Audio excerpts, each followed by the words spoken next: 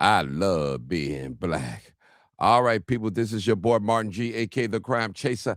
I am live, uncut, unedited, raw, unfiltered. Come on in. And we got a great show tonight. As I was talking to two of my followers today, we had a great discussion. And I told them that I was going to have a show about this particular title that we're talking about. And the title is, How Could Someone Speak the Language? They can't speak it. They can't speak the language, can't write it, can't read it. And you definitely know they don't understand it, but they still come here and make more money than us. How is that possible? Again, how could someone that can't speak the language, don't know how to write it, don't know how to read it, but can come here and make more money than us? That's the great question tonight, this afternoon, this morning, wherever you may watch it. And we want to talk about that tonight. And I appreciate you coming on here tonight. And we ain't going to waste no time. And there are a few things usually going on when that happens. And it's not as simple as they are taking money from the U.S. citizens. We're going to break it down. We're going to be honest. We're going to be honest. We're definitely going to be honest tonight.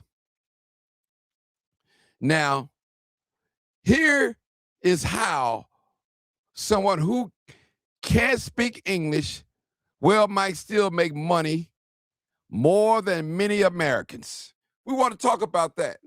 We definitely want to talk about it, get into it. Now, this is going to be a debate tonight. And they are willing to do work others won't. This is what we've been told. A lot of immigrants take jobs that are hard, long hours, physical labor, inconvenient nights, weekends, and dangerous areas. And you know, a lot of us, let's be honest, we don't want to work holidays. We don't want to work the weekends. We don't want to work in certain areas. All right? And we just don't want to do it, period. We want weekends off. We want these good paying jobs, but we don't want to work on the weekends. We don't want to work 10 to 12 hours a day. We don't want to do it, but we want these good paying jobs. And a lot of these immigrants, they work these unstable jobs, I call them. They do multiple part-time jobs. And many of the citizens can't do these jobs, but they don't want to. Now, the people who don't take these jobs often end up stacking hours and pulling up in more money overall. I'm telling you, it's stacking season for them. They ain't in competition, people. We got to realize that. Some of y'all don't realize that. They hustle and multiply multiple income streams. This is what they do. This is their strategy when they come here in America. This is what they do. They work 2 to 3 jobs, which a lot of us are working. They do side hustles, cleaning, construction, ride sharing, street vending. This is what they do. Now, let's be honest. We're watching now. They work with family. Everyone in the household is contributing. And we all know the thing. They have so many of them staying in the same house. Whereas you and I, we paying $1,300, $1,400 a month for rent. And it's 10 of them living in one house. And they dividing the rent up. They $200 a piece for the whole month. A citizen with a 40-hour job might earn less than a family that's grinding 60 and 80 hours each. That's a lot of time. We know a regular schedule of a week full-time job is 40 hours. But some of these jobs, you can work up to 60 and 80 hours. All right. Also, the immigrants, they have a community support and networking. That's what they do. They share jobs and opportunities through word of mouth. Help each other start small business. Cash. That's what they do. Cash work, food, repairs, trucking. That's what they do. They see, instead of calling the black company cut their grass, they're going to call a person that look like them. See, this is what you call group economics. Now, see, they're thinking as a group. We're thinking as an individual. Now, I'm telling you what's happening. Now, you might not want to hear this, but I'm telling you. And what they do, they avoid some of the debt traps of a lot of Americans fall into. That's what they do. Buying a new car, overspending, all these credit cards and all that. They go to the flea markets. They go to the thrift stores. They buy their Jordan shoes, their clothes shoes, and stack their money. And that network can be more powerful than speaking perfect English. I'm telling you, that's what black folks used to do back in the day. And their standard of sacrifice, they got different standards of sacrifice. So you got to watch what they do, how they perform. They live with 5 to 10 people in one apartment. They cut every expense. So if you got 5 or 10 people living in one apartment, y'all splitting the light bill, the gas bill, the rent, the food. You can't do nothing but come up. And you're working 60 to 80 hours a week, and you're not buying new clothes, and you're not getting into debt. Come on, somebody talk to me. And while they're doing that, they sending money home while they're still saving here.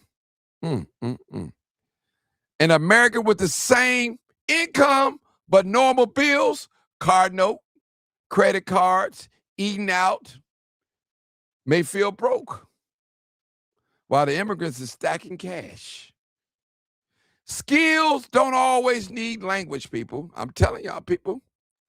Drive, cook, clean, do roofing, landscaping, construction, factory work.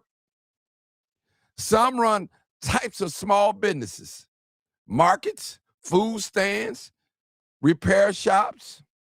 Now, if someone is good and reliable and cheap, people will hire them even if they barely can talk. You know, you hire them to cut your grass. You have them come in and do handiwork. You know they can't speak that much English, but you still hire them. The U.S. system often rewards low expectation for comfort, long hours, high risk tolerance. Someone who's from a tougher situation may see U.S. conditions as an upgrade, even if citizens feel it is not enough. I'm talking tonight now. Let's be, this is raw, uncut, unfiltered. That's what it's talking about. Now, if you're thinking about for your content, for your thing that is going on, think about it. I'm painting a picture here. They living in a house, 5 to 10 people. They splitting the light bill, the gas bill, what else? Light bill, gas bill, water bill. They don't have to pay a person to do the repairs. They do repairs themselves. They cut their own grass. They don't have these ran up credit cards. They're stacking cash and they sending money back home. Come on now, people. This is real. This is why immigrants are making more money than Americans in our own society. Now, take in mind, they can't write, they can't speak, they can't spell the English language. but they come here and do better than American citizens. Come on now. Let's talk about it, people. Let's talk about this tonight. I want to talk about this tonight. They're making more money than us. They're saving. Have you ever heard that term? It ain't how much money you make, it's how much you can save. Oh, wow. We talking tonight. We talking tonight. And I want to have a nice discussion tonight. We've witnessed it. Some of those same illegal immigrants, undocumented, unauthorized, that was sleeping in a police station here 3 years ago in the city of Chicago, now are doing well, established. Some of them probably homeowners. Some of them have their own little street vending business going. I'm telling you. But you going out and in and out of shelters. You said, well, Martin, they got help. Yes, they did. They got help with your tax dollars, with my tax dollars, and with a little sacrifice they put in. They definitely got help. They're stacking their paper. And we run into, what do you call it when you file bankruptcy? That's what we're doing. Let's talk about it. It's a hustle versus the system. That's what they're doing. They are just hustling harder, or is the system have a hookup for them? I believe it's both. How many hours a week you are willing to work? How many jobs? Think about it. To the citizens, what job do you lose or could get? To the immigrants, what are kind of jobs you do when you get here? Who hooked you up? To the business owner, why hire someone who doesn't speak English over someone born here? These are some good questions, really good questions. What job did you lose or couldn't get? That's the citizens. And the immigrants, what kind of job did you find when you got here? Who hooked you up? To the business owner, why are someone who doesn't speak English? Why? Why hire someone who doesn't speak English over someone born here? Ask that. Ask yourself a question. Sacrifice lifestyle. Who would live with 6 and 8 people in one apartment to save money? All right. Who is really willing to sacrifice? Immigrants or the people born here? Let's talk about it. What exactly help have you personally gotten from the city? Think about it. Now, if you was mayor tomorrow, what would you change so citizens aren't getting left behind? All right. All right now. We're going to take some calls. I put it out there. What we going to do about it? I put it out there. I'm opening up the phone lines. Come on now, we're going to let somebody that can't speak the language, can't write it, can't read it, outfox us on these jobs. So is it the system is helping the illegals, or maybe both? Are they sacrificing more to get ahead? Let's be real honest. Share this video. Come on. Now, while we partying on the weekends and we telling these business owners, I'm not working on weekends. I got to go to church Sunday. Saturday, that's the only day I got. I can't work Saturdays. I can't stay over. I can't do no overtime. My baby's sick. I got to get off early because I got to go do this. And listen, some of these business owners, they're tired of us Americans making excuses. They're tired. I'm keeping it real with us tonight, this morning, this afternoon, whenever you may be watching. Are you, as a citizen, willing to sacrifice to work 60 hours a week, 80 hours a week, to get 2 or 3 jobs, to get ahead? Are you willing not to buy that iPhone 17? Are you willing not to get that credit card with that $10,000 month limit? Are you willing to bring your lunch for a week? Are you willing? Are you willing? Are you willing? Are you willing? Come on, somebody talk to me. Are you willing? Are you willing to live with your sister or your mother and your brothers and sisters, to sacrifice and stack your money? Not because you got some extra money, now you want to go buy that $2,000 purse, or them gators, or that black diamond mink, or that sable. Are you willing to make sacrifice? Are you willing to make sacrifices to drive that beat up car that might have to get serviced once a month, get checked out? Or you want that 20, 26, or 27?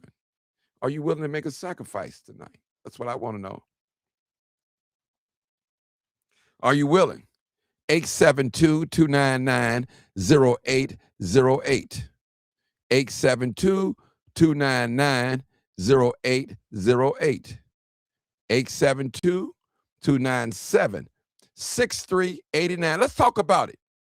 Now that I got your attention, American citizens, are you willing to make the sacrifice to work 60 and 80 hours? Are you willing to work 2 to 3 jobs? Are you willing to shop at the flea market? Are you willing to shop at the thrift store to save money? Say, Martin, you got to be great. Oh, you just got to have them new Michael Jordans. You got to have that new iPhone. You got to have that new digital camera just came out. Or you got to have that new laptop, that iPad. Or you got to eat at Popeyes, Kentucky, McDonald's for lunch every day. Are you willing to make a sacrifice? Are you willing to bring your lunch every day for lunch? Are you willing? Or you want to go on down the street, you work over there by Harlem or downtown Chicago, where you have, or the South Loop, you have everything. Oh, you don't want to hear this. I know you don't want to hear it, but you don't want to make no sacrifice for nothing. But you want to sit back and complain. And when the immigrants come in here, can't speak the language, can't write it, can't read it, they're going to outdo you. You are in competition with them, and they view you as competition. Okay, since the blacks don't want to, they don't want to work on the weekends, we're going to work on weekends. We're going to get that money while you celebrating Valentine, while you celebrating Christmas and Memorial Day and Labor Day. We're going to get that money. We're going to do the work, and we're not going to complain. Oh, y'all don't want to hear this. You don't want to hear this. The same people that came into this country that was sleeping in these police stations, city of Chicago, they outdoing some of us right now. Oh, yes, they had help, but they're maintaining. Somebody talk to me. 872-299-0808. Let's talk about it.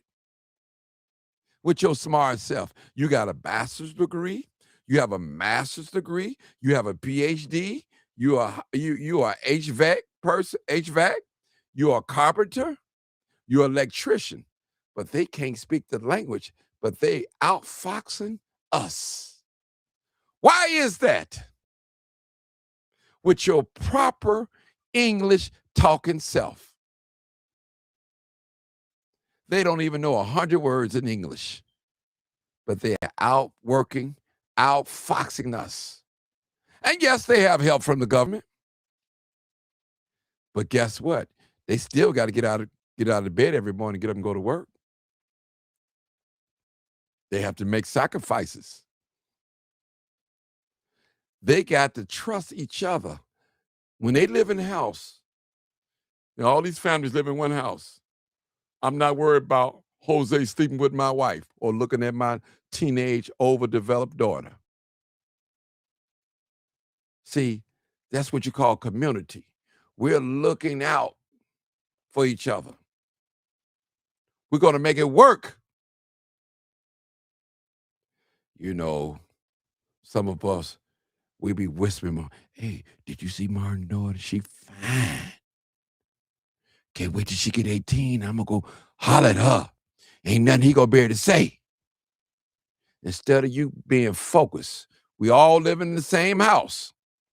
And we trying to stack our money, our cash. You looking at my little daughter. Can't wait till she turned 18 so you can groom her. People, we're going to have to get out of that mindset. Or you looking at my woman. Something is wrong. Now, these are the sacrifices that they're making. They're living in a house, 2 or 3 different families. They're sharing bills. They're not doing frivolous spending. They don't have to go out and have the latest iPad or the laptop or the iPhone or the Michael Jordans. Some of y'all need to come to the flea market and watch how they buy them used shoes and them clothes. Them clothes that we don't want anymore. They take them home and wash them. You'll never know. I'm telling you. The things that we don't appreciate, they pick right up and enjoy them. I'm telling you. You said, well, Martin, they're not going to fight the system. And you're right. They're not going to fight the system. They're going to stack their money up and sacrifice and get something out of the system. Somebody come on call and talk to me. And notice, I've never called black people lazy. We're not lazy, but are we willing to make sacrifices? You can go to the flea market. The Mexicans are the first one there in the morning. When you leave the flea market, they are the last one leaving. They're making sacrifices. They got their small children out there. Got their families out there selling things. And half of the things that they selling, they don't even know nothing about. I'm just saying, people. Now, this is where we tell the truth. Tell the truth. And what? And shame the devil. Now, I love being black. I am. But I'm telling you what I see. What are we going to do? Look at the little black boys out there. 3 young men on 79th in May jumped out of a car with some machine guns. They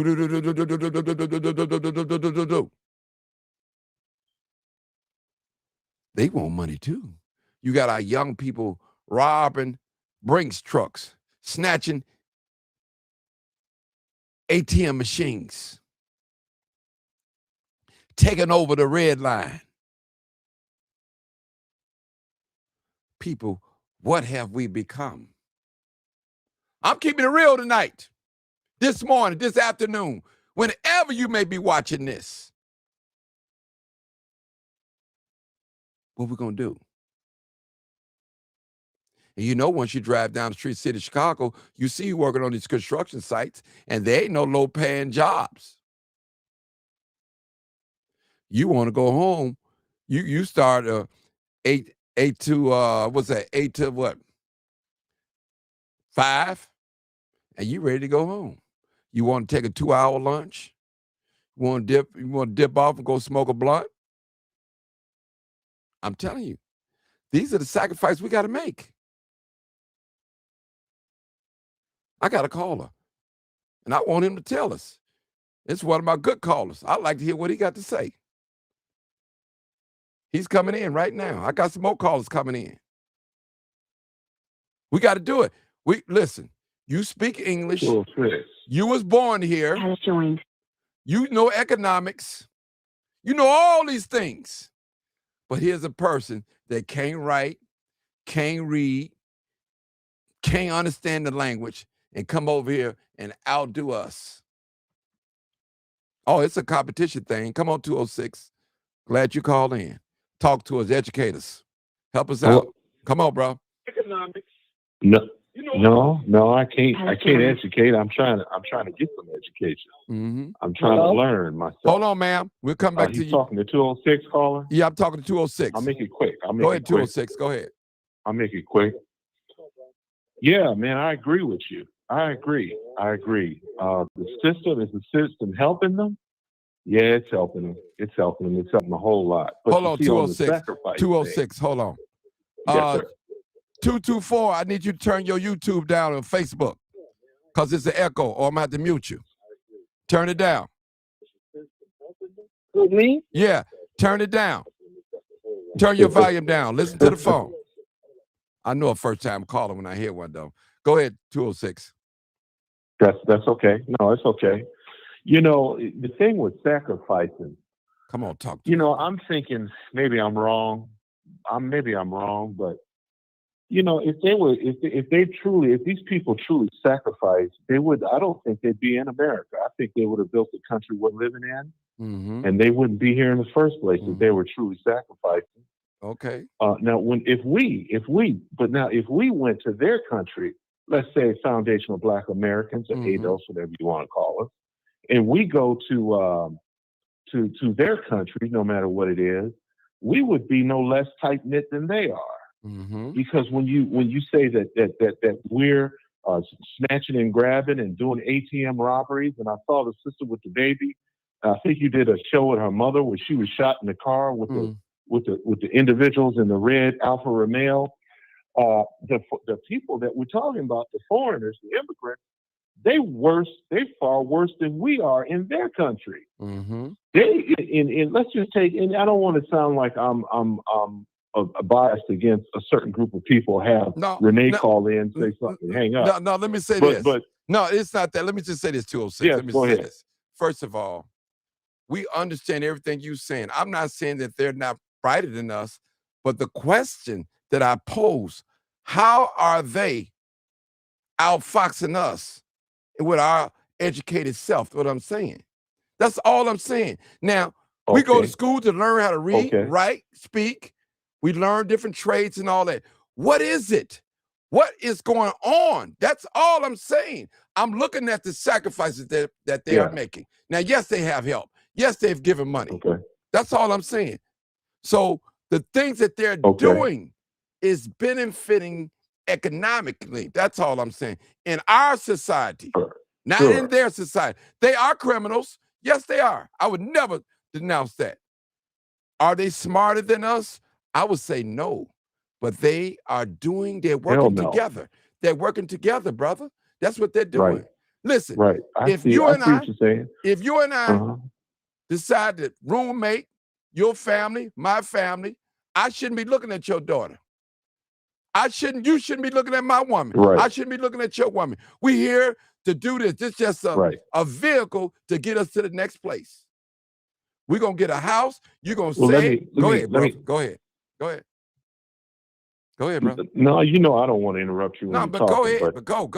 Yeah, go. I hear what you're saying. I hear what you're saying. Now, the question is, how are they outfoxing us? Yes.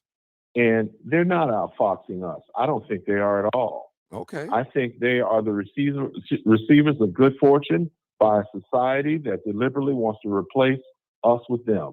Let's take a look at the housing situation Mm-hmm. where they're living in multiple ones living in houses. Now, I grew up on the south side of Chicago, and I went in the military, got out, and lived in San Diego. I know this from living in San Diego. This is an important piece of this. One of the reasons why them living in a house, 10 or 12 or 6 or 9 in a house, why it works for them is they leave their women and children back in the country they come from. It's a bunch of, usually, not always, usually it's a bunch of men up in there.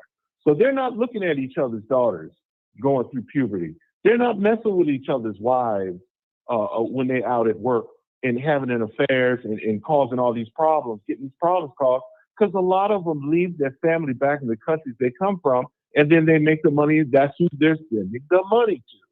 But them outfoxing us, there's no way.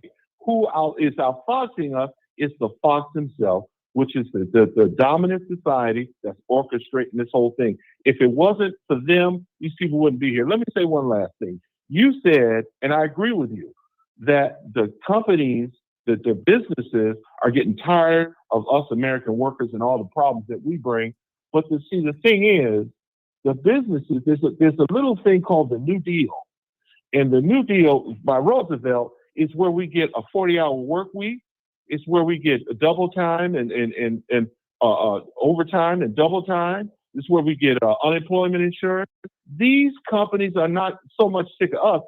They're sick of paying all this money to American citizens. And they want some fools to come in this country where they can be worked like indentured service and stay quiet. Can I say one more thing before Yes, sir. before I hang up? You can talk. I'll let you know and stop. Go ahead. Now, keep going. Keep going. Now, I'm living here on the West Coast now, right? Right. And I've always had a weakness for Asian women, right? Right. And I've had a weakness for teriyaki chicken. So the gal that I knew, that I met when I went to the restaurant that her parents owned, we've known each other for years. I told her, every time I go to the teriyaki spot, the Koreans always got Mexicans working in the back. Why is that?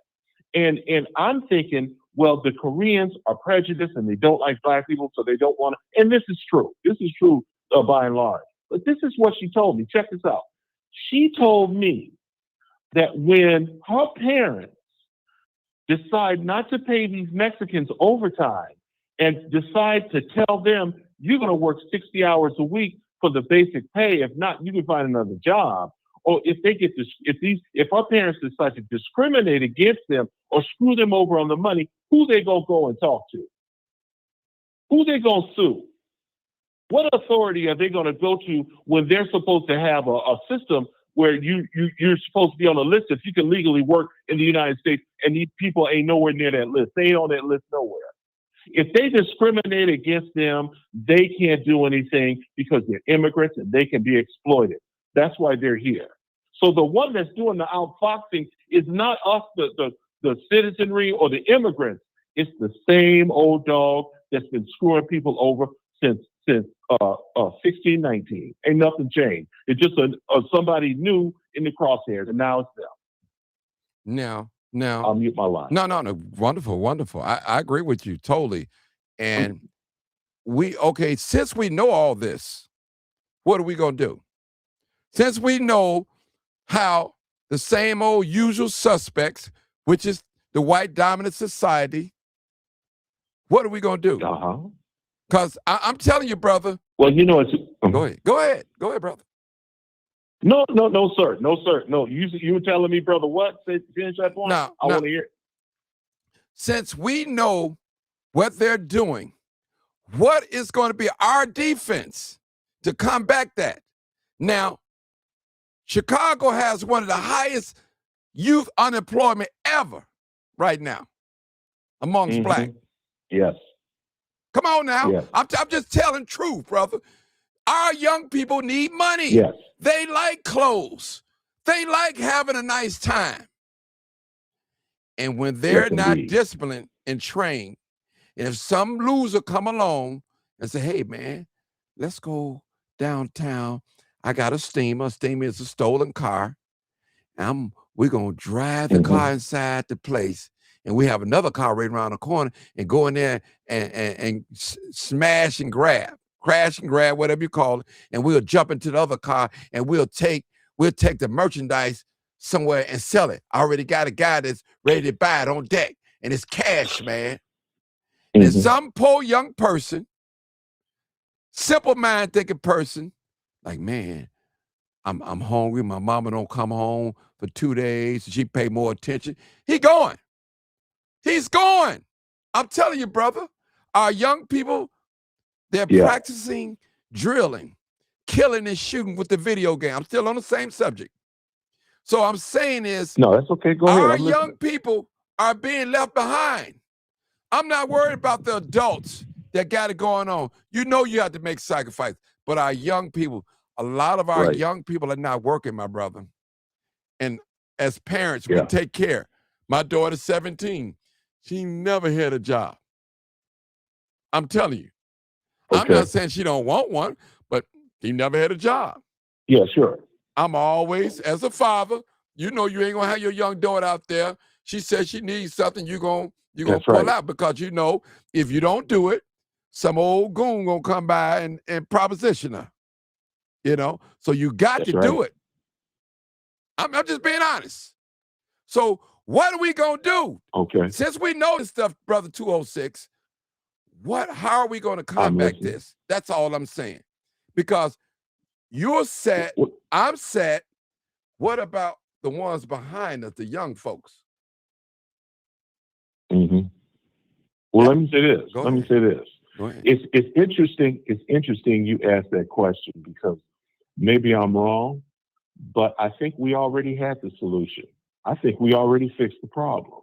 If you look at the turn of the century after Reconstruction up until, well, I have to say it, up until civil rights movement and integration, who was the primary employer of Black folks, a significant amount of Black folks in the community? We were. We had our own businesses to hire our youth. We had our own machine shops to produce products and services that hired and not only hired them, Brother Martin, but provided apprenticeships for them. We have a generation of grandfathers and granduncles, great-grandfathers and great-granduncles that built their own homes. Those homes weren't shacks. Some of those homes are still standing in today and going for $700,000 and $800,000. Somebody tell me if I'm lying. If Brother Harold can come up with a chicken shack called Harold's Chicken that's damn near nationwide now, we still have that entrepreneurial industrial spirit. Yes. If we can have Marva Collins in Westside Preparatory or Marcus Klein, Freedom Home Academy International, where we not only educate our own children, but make them the brightest children in the state of Illinois, we still have that entrepreneurial and industrial spirit. But one thing you got to do is you got to identify the distractions. And Brother Marcus and Brother Bill, they talk about this music, this brainwashing, this social engineering that our same children that we're talking about are subjected to. And you have to look at the mental, emotional, and spiritual manipulation in social media. Look at the young girl I just mentioned. She was shot up. Her boyfriend was shot in the arm and the buttock. The baby thankfully lived, but they claim that the fools that shot him up did this over something on social media.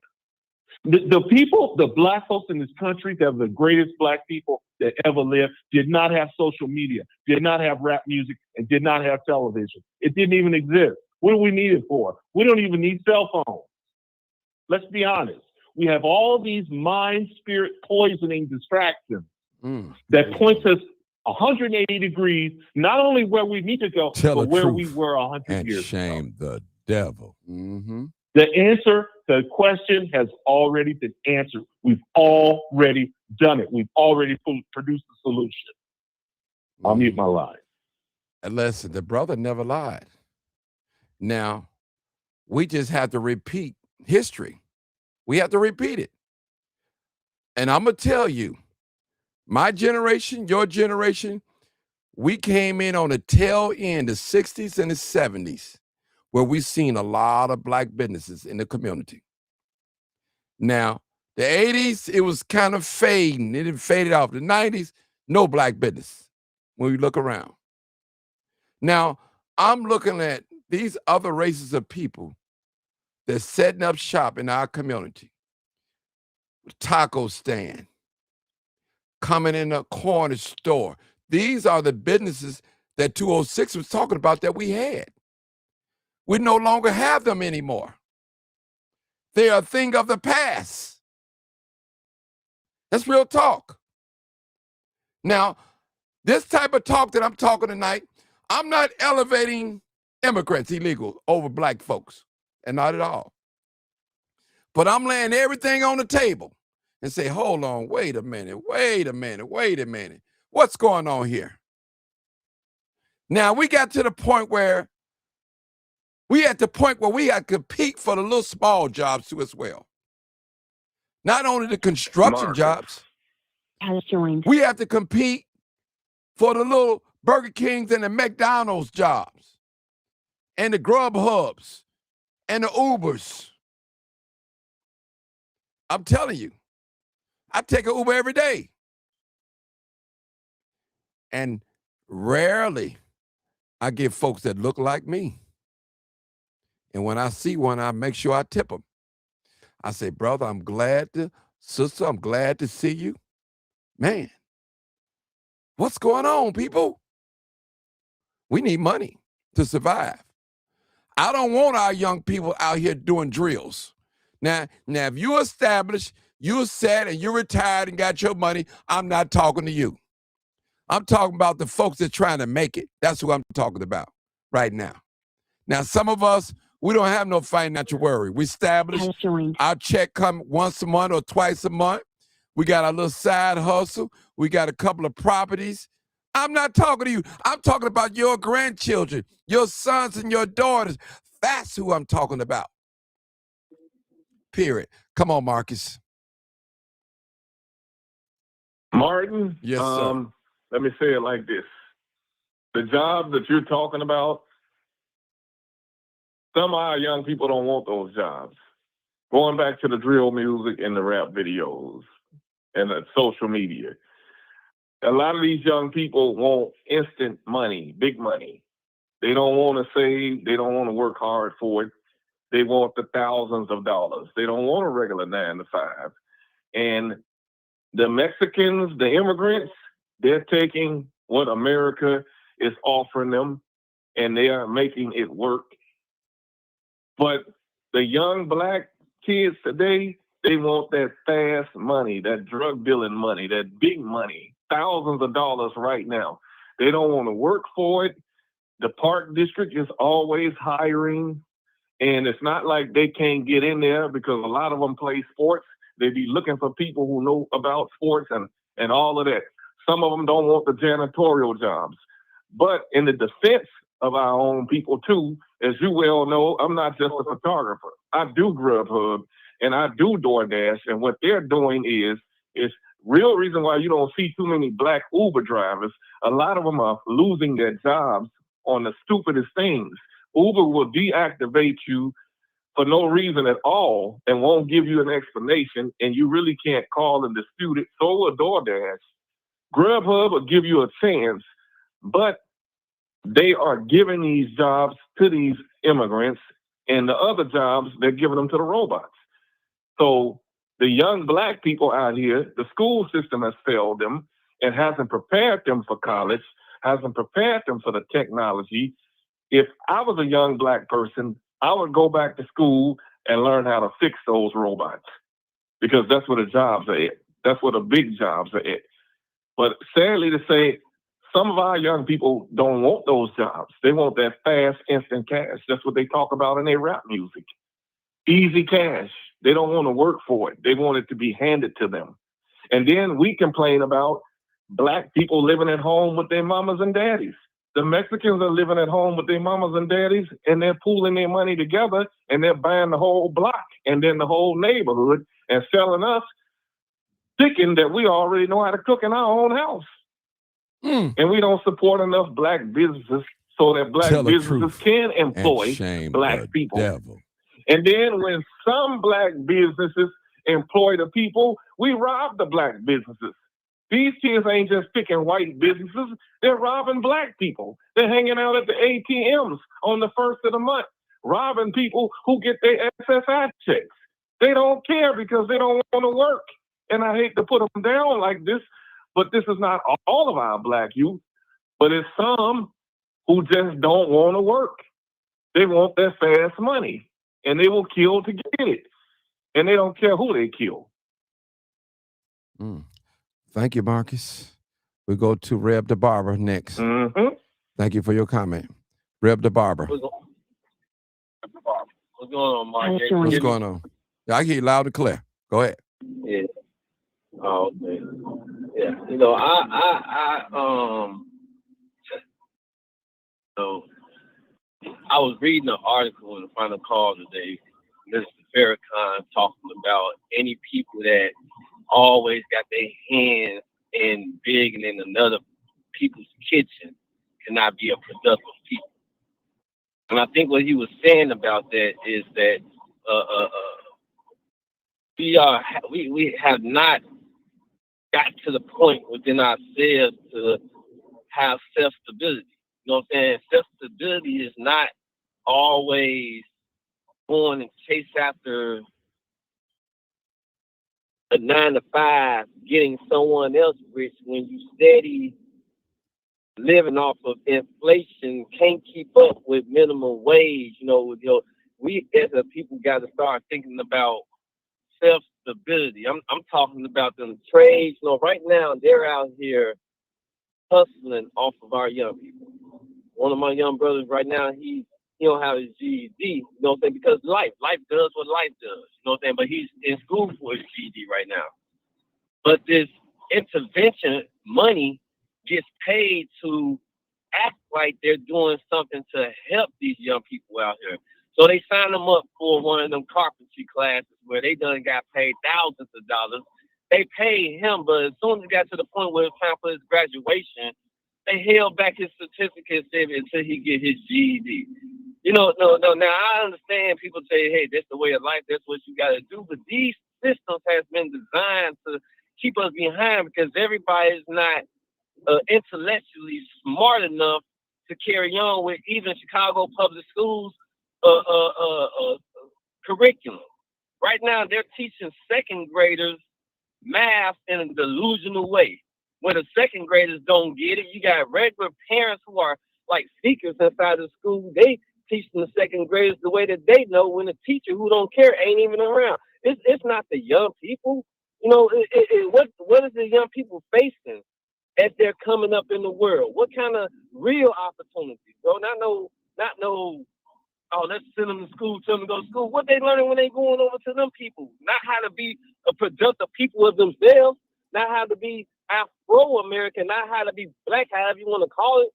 They're not learning us and the things that they is learning, the new education. Yeah, I agree with Marcus on that. You know what I'm saying? The new media, the new music industry, but it's only a percentage of those. What about our agriculture? How many black farmers can we say that we have and young people that got education on teaching children how to grow crops and vegetables out here? We don't have much. I promise you, ask the Nation of Islam, they got statistics on the numbers that we don't have many at all. So when the people who are farmers and black farmers die off, then we don't even know how to eat right. And then the only thing we eat is in somebody else's kitchen. And then they feeding us. And they can feed us however they want to feed us. They can feed us to make us healthy. They can feed us to make us sick. But you know they ain't feeding us to make us healthy. So when you come to these jobs and everything over here, what we complaining. I mean, like you gotta understand. Before they got over here, we started seeing this surge of jobs being taken. We was working the jobs when we wanted to work the jobs. We was so spoiled. Doing what we want to do. It was a time in the 80s and the 90s. You can go anywhere and get a job. But now the world has changed, and through the process, when we was getting jobs, we were still supposed to be learning financial literacy. We were still supposed to be applying business economics and stuff within ourselves. Something happened in the surge of our mom and pop stores. Not only that they died off, but what if the children of the generation to pick up and sit there and carry that legacy on, like myself and my father's company, still doing pest control. And I can talk like that because I'm a second generation. So I can't consider to take the slam on steady blaming what kids. Only thing they out here doing is what they learned how to do, and we ain't teach them how to do that, but we weren't teaching them nothing else. So they was out here learning something else, which is nothing. You go on the corner, go in any hotspot corner, and you tell me what's productive outside that our kids are seeing other than people just standing out on the corner with their little hustle. Some people standing out there with no hustle, begging. Who's from our community? You know what I'm saying? So what are they seeing? So I'm not going to sit up there and just say, oh, it's the kid with it. No, the kids do want something. You know what I'm saying? Now, we turned them away from the real cultural education of surviving. And we can sit up there and bring them back to it. It's the younger generation. But we still cooped up in the DEI, still cooped up in Chicago public schools, still cooped up in federal assistance and government and things like that. We still cooped up and wanting that instead of sitting up there and really finding a heart within ourselves that God has given us. Has joined. Okay. Hey, Okay. Instead of finding what God has given us. Okay, hold it, Rev so DeBarber. that's what I want to say. Go at 206. Go ahead. We got another caller, but go ahead, 206. Go ahead. Man, real quick. Man, this brother's on fire. I agree with him 1,000,000,000%. The youngsters are doing what they're doing because our old stupid asses haven't taught them anything else. That's why they're doing this. That's why they're doing, because we don't teach them anything. Excuse me, I don't mean to cough on the mic. I said stories, shows ago, months ago, that we have some of the worst parents in America. Period.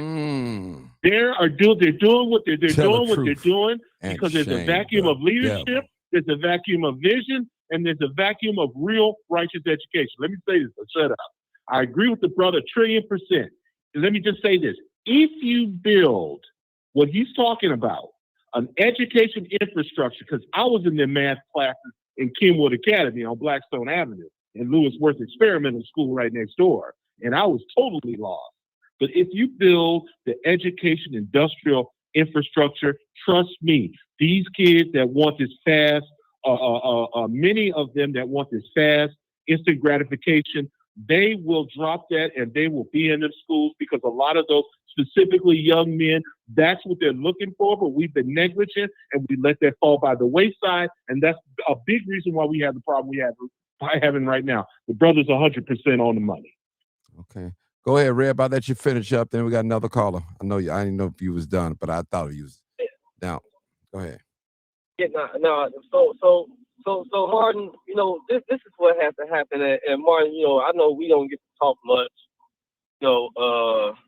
but I thank God, Martin. I thank God for allowing, when he's in control, to put, like yourself, in a position at a certain time like this, to keep the information out there, to encourage some people, to make aware other people, to educate other, your platform brings so much, So I'm going to say what I'm going to say, and it's going to be a shot, and it may sound far-fetched, but I've been doing some work, and I know it's work that needs to be done, and I know I'm not a man that is an island of my own. But when God gives somebody a plan, I'm young, man. This is my generation. You know what I'm saying? You got old folks out here talking about they got the plan for the next generation. I mean, they should teach that plan to a younger generation that's going to listen. People that they know that they got, the respect of to carry on. So, right, I've been working on some things right now dealing with the school buildings being auctioned off. I made my voice a power play in the 20th ward and trying to see what we can do to make sure that the community would draw the best benefit out of this. You got all types of developers that's around, developers that's in the community, may not know much about the community, developers that's in the community already got something going on in the community. You know what I'm saying? And right now it's establishing a network, a platform that if these school buildings fall the right way, it will be housing places where not only you housing people that don't have homes with affordable housing, but also a mecca center of a community center, 2 school buildings, the old fits and the old parking, mecca centers that can be there for all type of things that we need to put back in the cradle of our youth. You know, so I'm talking about real jobs, not sitting up there just giving them a certificate and throwing them out. Man, these people out here making money off these people. Hey, Rhea, stop for a minute. Now, I want the whole audience to listen to what I just said. If a person can't speak, talk, write, read, and still win in this country through economics and working and all that, I mean, what's the problem? What is the problem? That's all I'm saying. Now, we saying all these wonderful things. We dropped the ball. Yeah, okay. Yeah. We dropped the ball, bro. We dropped the ball. Listen, look at us every single day. Look at who sit around and say anything or do anything constructive to fight. We out there letting our kids talk about walking out of the school for immigrants, protesting on their behalf. Losing whatever education they call themselves getting. Mm-hmm. But they gonna walk out on. You see how crazy we sound. You know how we look. You know how many of us are out here on different paths and not unified with one mind. That's why. And in the midst of it, guess what? These people got one focus on: surviving, and they know how to do it because they all are one alike. They don't just look the same color; they speak the same language. Somebody, you got some out of 100,000 of them, you got 10,000 of them that's gonna be in political offices within the next 2 years. You do, because you got those Latinos that's already been over here, whether they came illegal, got their green card, however it was, they second generation. Come on, man, it's gonna merge right into this country. Their kids is gonna be sitting up there and taking the jobs there because they're doing the manual labor. That's that blue collar labor that AI ain't gonna be able to control. See, that's why all the jobs gonna be gone because you got AI on one hand and you got this new American plan of a generation of people that don't speak from this language. The whole country gonna be changed. You're gonna have to start learning their language. Matter of fact, you got to start now. In places they telling you, hey, learn Spanish. If you want to survive, it's going their way. So we did that. We doing it every day, bro. Every day we doing it. Right now, you got 13 people running for Congress. 13 people running for Danny Davis' seat. And most of them black. Running against each other. But they all friends. But they don't think alike. So how can you be friends? Nobody's friendly here in Chicago if you ain't for the people. So that's the thing. You ain't for our children. And we in Black History steady talking like this. All right, brother. Let's go to the next caller. We got a couple of 3 callers. Okay, thank you for your comment. All right, we have our caller 1148. Come on, caller. Okay, this is a really good topic, and I agree with the king who's just speaking to the fullest. I agree with you. I think our number one thing is, or issue is succession. As young people, get in with someone who is willing to hand down succession. And I think that we have to make it known that we want succession. We want to be successors so bad that there is no room for succession. So it's like, please, as a call to action, please look at what you have, even if you're in retirement. To me, if you are in a position of retirement, creating, being innovative, and using a younger person to do the leg work. We want to work. We want to. But a lot of us don't want to work for someone who is wants to belittle us, degrade us, be condescending to us, whether you white or black. I've worked with a lot of different entrepreneurs, but as a young person, I'm not going to tolerate anyone trying to make me feel inferior to them or gatekeeping information to where it's like, we have to be mindful of where we're at in 2026, where, okay, there are jobs paying good money, $30 an hour, and they're willing to teach you the information, right? They're willing to teach on the job. Whereas if I work for somebody and it's like you a mom and pop shop, you gatekeeping information versus let's really create successions. Let's create, I thought of, when I hear this, I thought about when they asked Larry Hoover, how was he able to get so many young people and recruit so many young people? And he said that he gave them positions. He gave them titles. He put them in a position of leadership. I think about Fred Hampton. He was 18. He was 18 and was the chairman. So to me, if we, and then, don't always look at, because what somebody is, how they dress or their exterior, but look at their influence. These are natural born leaders out here today. They're picking up and they're picking up strong. Invest. We have to be brave enough to invest, not just financially, but putting somebody on a pedestal and saying, you got leadership in you. I need you to help me run my company. I can see you being an executive, or I can see you being a financial assistant. If you like drugs, let's see about bringing you into pharmaceutical school. Invest in somebody, and I think that would make a world of a difference for us to just think of succession. Even if you are a young person in an entrepreneur position, we should be thinking about what legacy we're going to leave the next generation, how we can go into these schools, create opportunities to go into the schools and put in fashion or put in nursing or put in real estate, right? Because there is a way for us to bridge and create funnels for these schools. So this is a great conversation. I'm going to yield the floor. That's my piece. Okay, thank you. Buck, go ahead. 6650, Buck, 6650. I believe that's Buck. Good morning. Good morning. Good morning. Good morning. Good Hey afternoon. Good evening. Go ahead. Yeah, one of them. Yeah. Your answer when I seen you doing your rap in the beginning, the answer's in the question, because why would they take these people? Number one, because they are ignorant, they don't know the language. And you could teach a pet or a robot to do a certain duty without them having any questions of, why am I doing this and that? That's what they want. Somebody that's easy to manage. Nobody with no kind of recompense. They're going to get back and get mad at you. They're going to do what they told. Keep their mouth closed. Number one, our situation can be never compared to nobody else, because never has a country on the world fought so hard to keep black people disproportionately unemployed, uneducated, and always with problems. When the blacks navigated in the North, they put all the blacks in public housing that came here around the 50s and 60s. Then the jobs was also predicated on where you lived and who you know. Daily and all the politicians, the same thing happens now. Most of the jobs black people had was working for the city, working for the state, working for the county.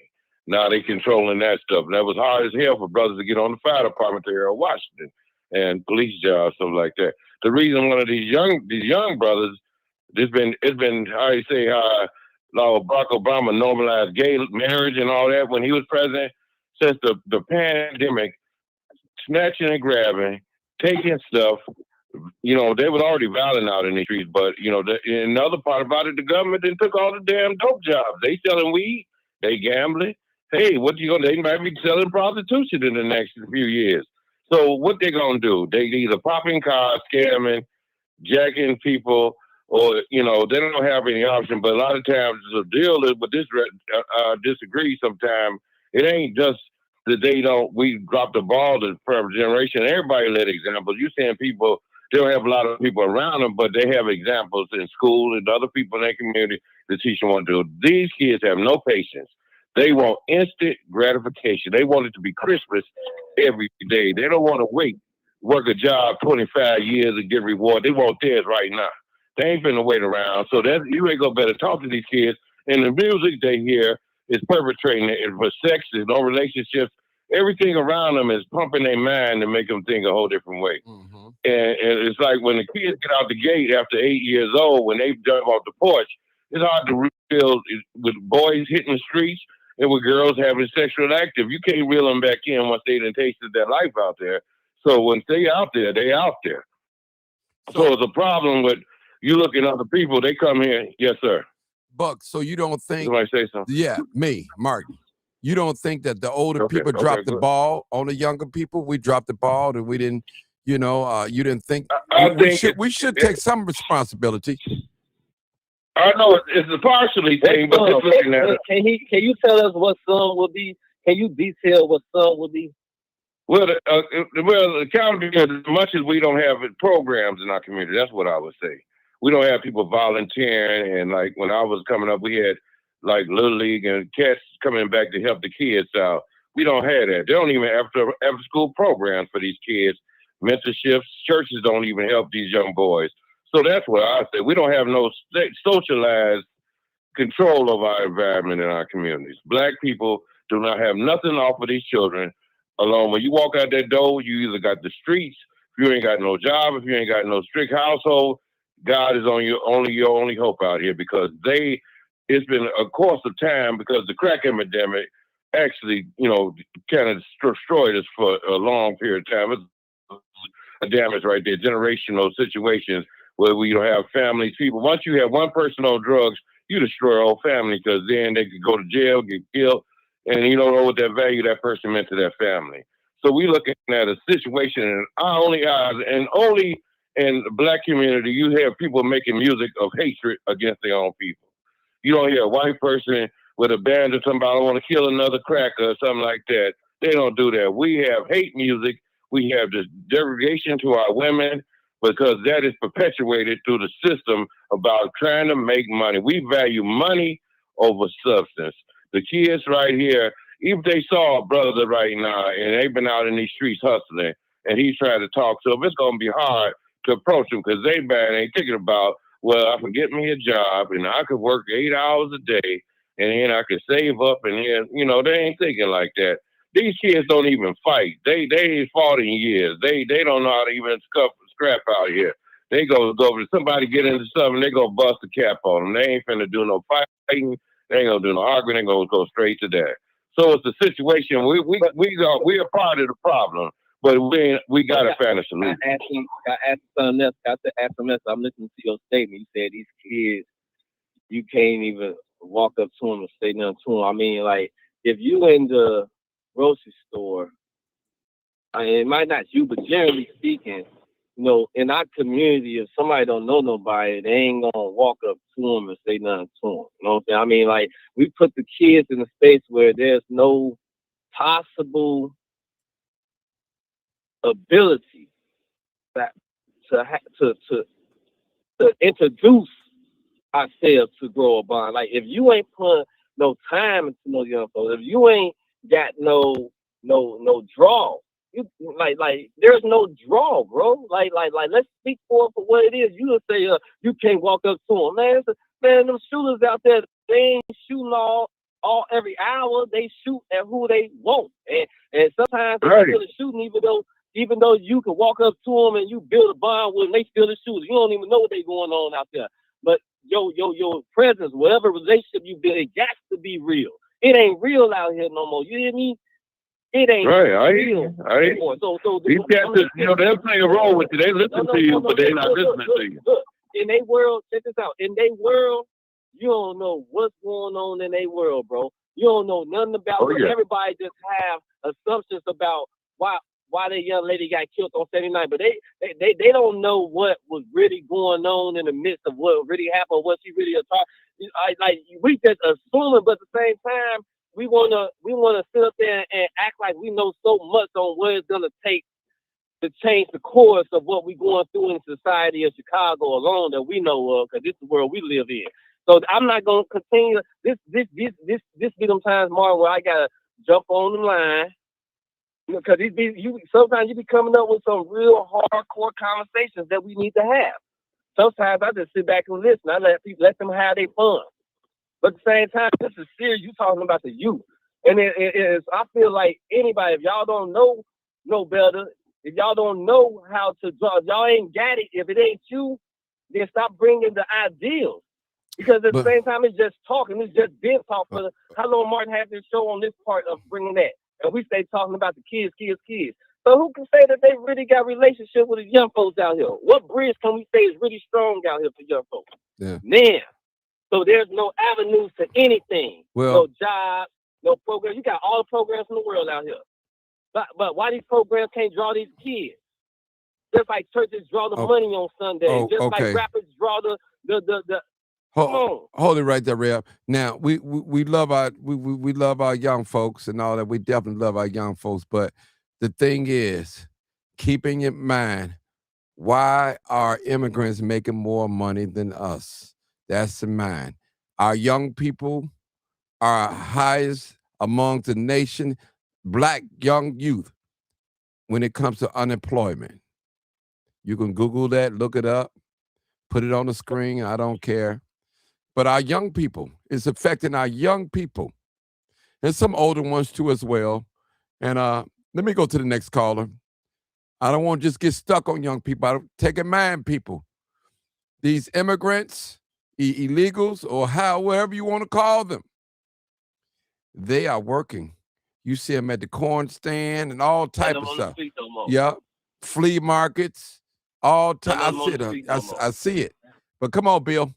Come on, Bill. Thank you for holding, Bill. Hey, everybody. We're talking about how they make more money than us, brother. Now, Bill, hold on, Bill. I don't want to get stuck on the young people, brother. Yeah. I really don't want to get stuck on that, but comment on that and let's get right back on this subject, man. Immigrants. Go ahead. Go ahead. Well, I was going to start off with the question: how are they able to finesse? They're able to finesse and get to where they are with a helping hand from the same people that's been holding us back. You got to look. You got to know your history. This is something that's been done consistently since right after slavery and the Industrial Revolution. We have been replaced. They used us over the years to their advantage.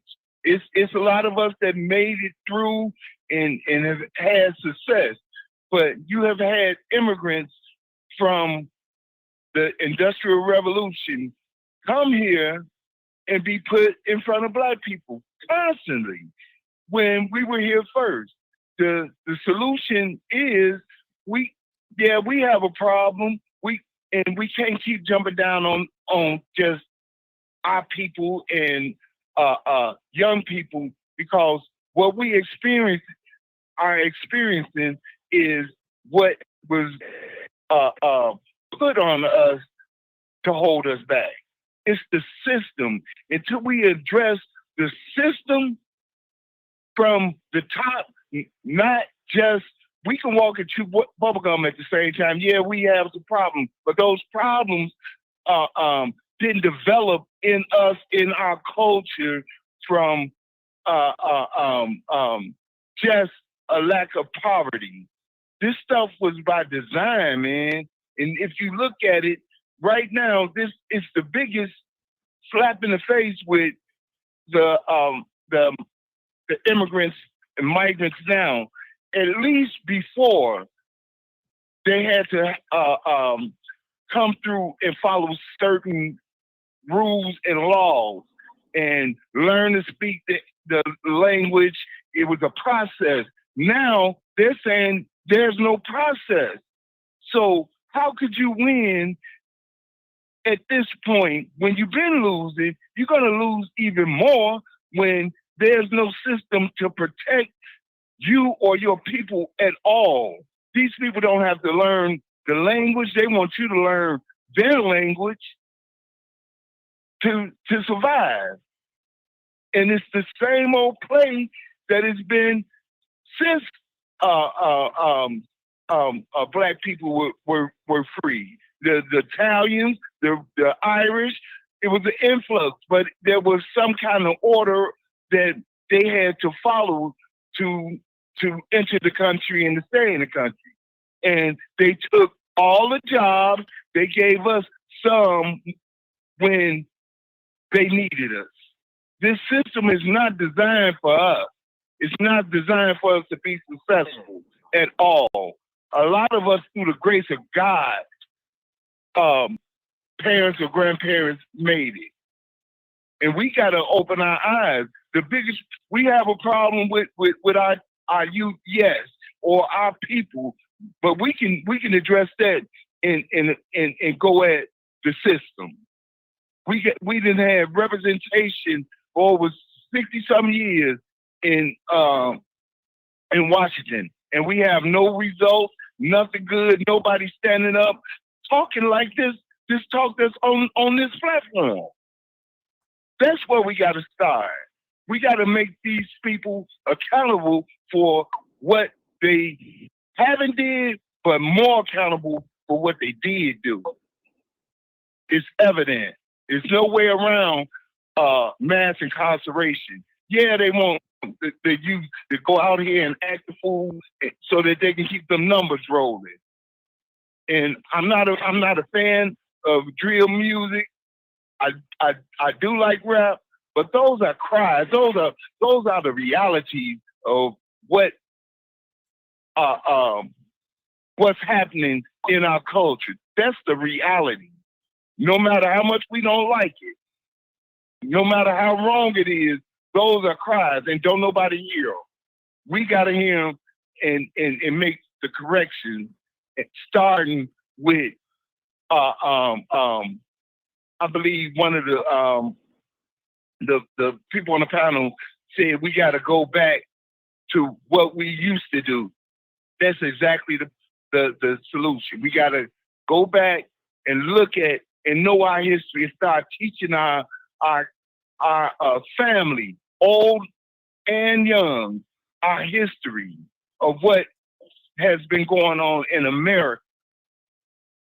That's all I got to say right now. Okay. Thank you. It's a lot going on, people. I got a couple of questions. I'm just going to read them out, and we can just think about it. Who here feels disrespected by how the city treats you? And it's another question. What jobs did you, the most American, refuse to do? We got to think about all these things. Is it racism, laziness, or the system? What's really behind the money gap? Let's think about it. If the immigrants disappeared tomorrow, what jobs would you get done in Chicago? Another question. If the citizens, Martin, you something else, Martin. I'm keeping it real. Listen, people, listen. Check it out. Hold on. I'm still talking. Oh, my goodness. Listen, these are the conversations that we need to have. Let's quit playing. Nobody want to talk about, listen, just like when homosexuality became accepted in society. Oh, I'm not against homosexuality, but you are against it. But you're afraid to speak against it. I'm against it. Don't like it. Don't agree with it. Period. And I'm not afraid to say it. Don't care who here. Do you have gays and homosexuals in your family? Yes, I do. Do that stop me from loving them? No. But I disagree with that lifestyle. My last question is, if citizens hustle like immigrants, would the outcome be the same way? These are the questions I want you to think. We probably won't get to every question, but I want to bring it. I mean, see, these are things that you don't hear people talking about. They just tiptoe around it. They tread lightly because we work with we got some Mexican people or some immigrants that we work with on the job, and they good people to us. But we have to tell the truth. Black people, we don't have no friends in this country. Period. Everybody hate us. Period. We have to strategize. What is the strategy? Well, for survival. We got to fight for things that were so easily available to us. No, they are taken away now. The man said, no more money for you. You're lazy. No more money for you. The business sector in this country have gotten together and say, hey, we're going to push the blacks back. We're going to push on blacks. They never stop pushing on us. Now, they never stop pushing on us. They pushing on us. I'm just keeping it real, people. Reb, go ahead, talk real quick. I was at Martin Luther King service that Willie Wilson had this past Martin Luther King celebration. And, he running with certain Republicans, during the rally and all, and, this was that Martin Luther King thing was about. It was promoting the politicians that's in play. And a Mexican got up there in front of all these black folks and told the truth. And I don't know if it was a manipulating mode of getting their sympathy, or was he just telling the truth? He said that his father and mother taught them when he was growing up to not trust black people. All right. So it's certain things I've been hearing out there when it comes to their way of not liking us or the issue with that. Now, the thing that you said, and I remember that video, no more money for you, no more money for you. Now, even if it's not the case with the government, it's the case with them. But we know that it's the case with the government. It's just not the case with the government the way it's the case for them. They have sold themselves to the United States, came on United States soil, is selling themselves. They're laborers. Only a small, tiny, not even a big point of a percentage of them will be millionaires, for years from now. But us who are here, you remember the New American Plan? Do you remember that percentage of what they were saying when it came to citizens and non-citizens?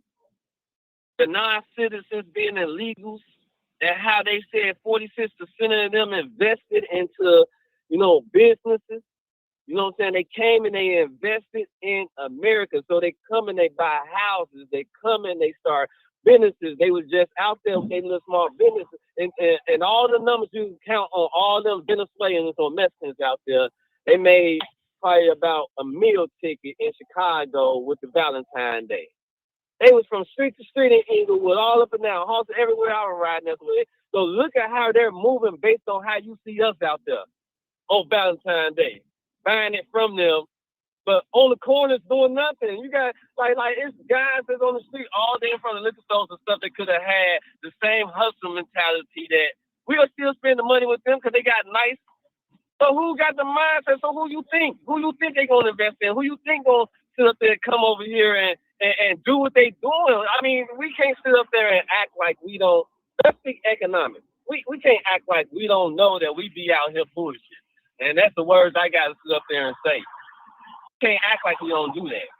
We be out here on straight game, backdooring each other politically, in the streets, robbing each other. Kids ain't got no time. They don't kill for money. They kill for fun today. You know what I'm saying? The migrants over here are working, bro. They hustlers, man. We seen how you ever been to the county with them? You know what I'm saying? They whole lifestyle, yeah. And the government caught on to that. And so they are invested in them. So you know what we're supposed to do, how we're supposed to be flip-siding it? See, Mark, going back to that question you asked about what job, then I want to work. Mark, I ain't going to work none of them, bro. I'm an entrepreneur.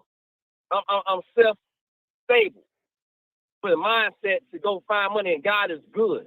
You know what I'm saying? So what I would flip side do, when I seen them out there at Home Depot, and I couldn't get the shorties to act right, the guys on the block to understand, man, I got some money for your pocket, I ran and got them. And so I got them, yeah, I played that game, all of them played that game. Everybody played that game. And guess what? That's how they was able to emerge into the system, because we had no other choice but to play that game. Because if you ain't gonna do the job, I need the job done. So the United States needs control, and it needs to continue to economically sound the way it does, tax-wise, everything. And it needs people, it needs population. So the whole investment is to allow all this to come on in. And the Republicans are saying one thing, they want you to be self-sufficient. But this is a choice now, to the point of no choice. Either you self-sufficient Has joined. and flip-sided and don't go look for jobs that could be taken from you, but really put your, money is money, bro.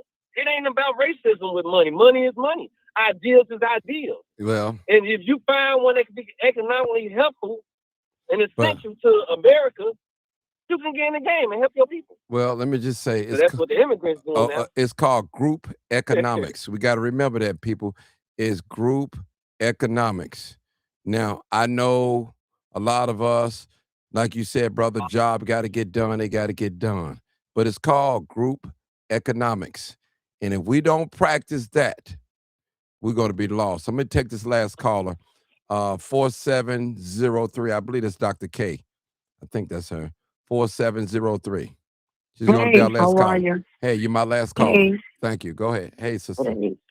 Oh, okay. Hey, you mentioned, I was listening to you, man. You know, a lot of times I'll be listening to what you all say, and y'all have me laughing. But do you remember the movie Pursuit of Happiness? I don't watch Martin? TV like that. I don't know it. To be honest with you. You know, I don't It's not TV, it's a movie. No, I haven't watched it. It's a movie that Will Smith portrayed Chris Gardner, who was homeless. He was always into, making sure he made the money right, selling, radiology machines that they, need to have. And then he got discouraged by it. And he wasn't able to provide for his family, which caused a big shift, and he took care of his son. But what he did was he learned how to do work for Dean Witter. And what he learned and what he trained to learn how to do, he ended up becoming a part of that Dean Witter in management and finance and wealth. And he took what he learned, and he opened up his own company, and decades later he turned around and he sold it, and he's retired off of it. When you in HR, for those of you who don't know, there is a scale, and I'm going to share this with you because you probably never heard of it. But what they do is they actually estimate how many African Americans, Puerto Ricans, Mexicans, Latinos, Spanish, you name it, they got it, how their job performances are. That's how they're able to determine, just like it do with the company. It costs a company $265,000 to hire you, and they want that money back. That's what they taught us in HR. And what they do is they look at who comes to work.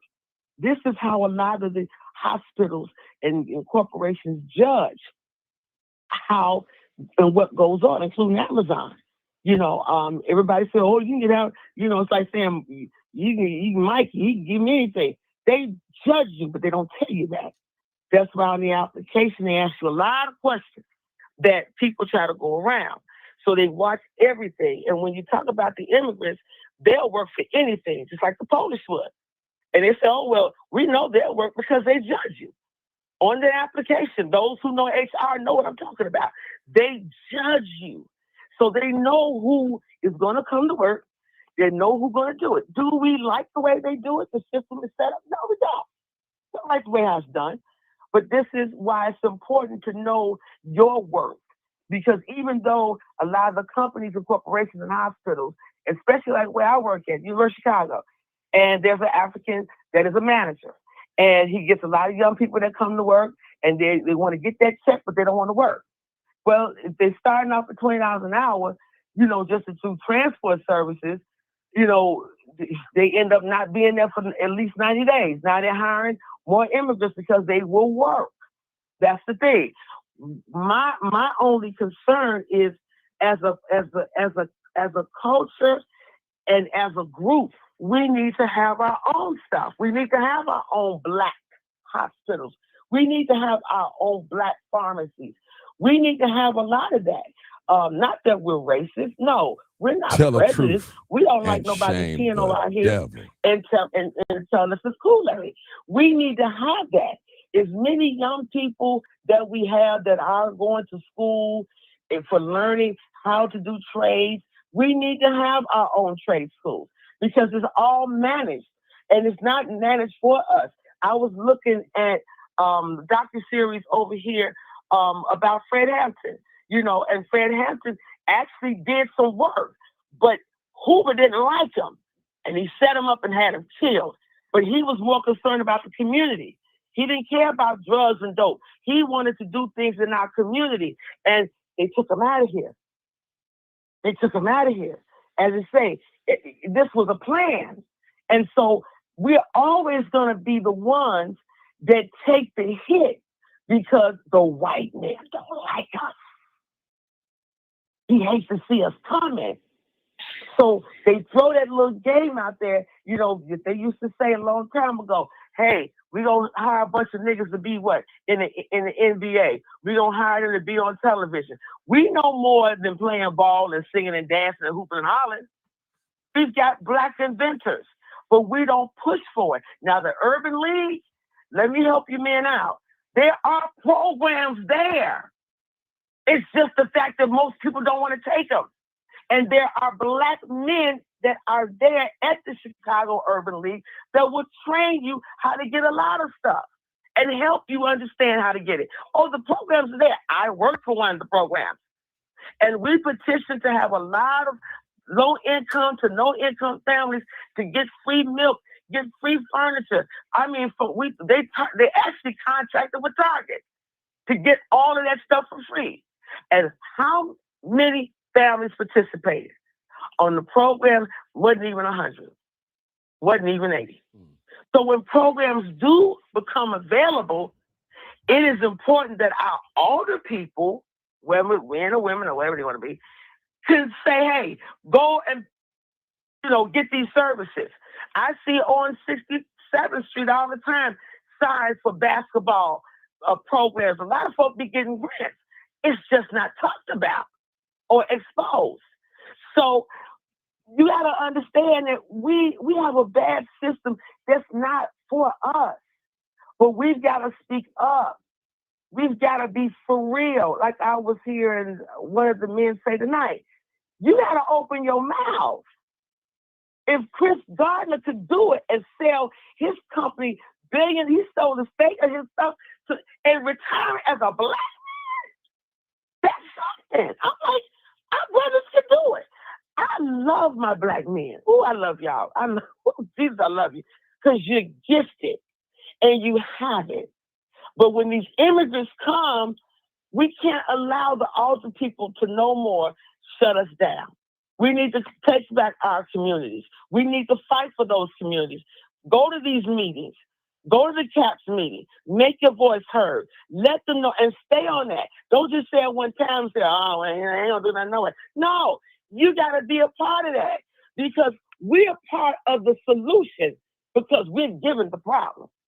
So we're not saying we don't like the immigrants, but guess what? If I go where the immigrants came from, they'll probably lock me up because they ain't gonna have. I'm not gonna break their rules. We didn't stop it, so how do we do it? We turn it around, and then the money that they get, this corporate money, it comes from a lot of stockholders. Folks just got money.